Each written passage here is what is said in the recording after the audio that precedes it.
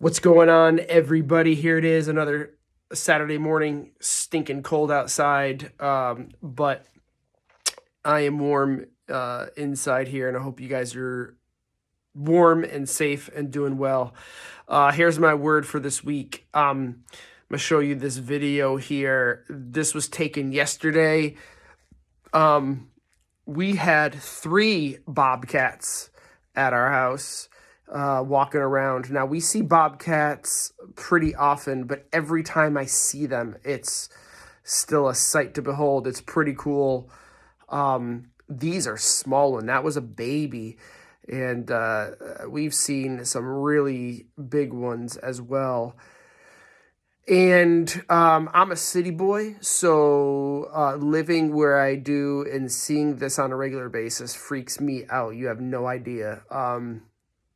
And there's even been an attack on people in our neighborhood from a bobcat or two that had rabies, I guess. So it's real. And the other situation that makes it a problem is the fact that my dog is about 15 pounds and goes outside, and once he was barking his head off. This was just a couple weeks ago, and we know enough to keep an eye on him when we leave him out there by himself, and sure enough, it was a bobcat walking across the lawn. So just even thinking about this one we saw yesterday, it's like, good thing he wasn't outside when this family of bobcats came by, because he would have been eaten up, man. I am sure.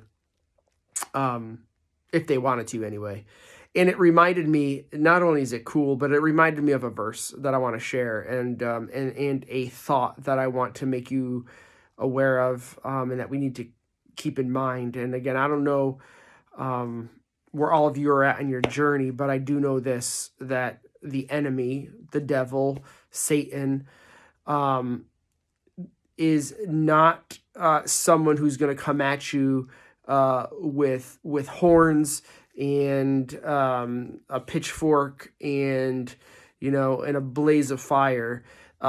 He's way more subtle. He's way more good, and kind of like there's this image that the Bible says he creeps about really softly and gently and stealthily. Is that a word? But and it says he's seeking who he may devour.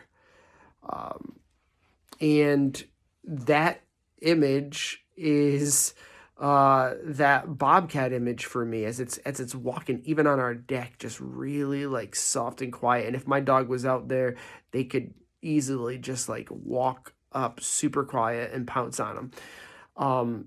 And so we need to kind of be the eyes and ears, sometimes even for my dog. But honestly, how much more do we have to have eyes and ears out for the kind of stuff the enemy's trying to take us down with? And I don't know what that is for you. It's going to be different every day, because he's good enough to know kind of where you're vulnerable. He knows where your weak spots are. Maybe that's in your marriage or in your relationships. That could be with addiction. It could be with, I don't even know, like with whatever. But he knows where you're weak. We have to give him that enough credit. And he also, I believe, is always going to look to tear you down. And again, I don't spend too much time in that world and like the supernatural and play it up more than it needs to be. But the truth is it's real, and we don't see it.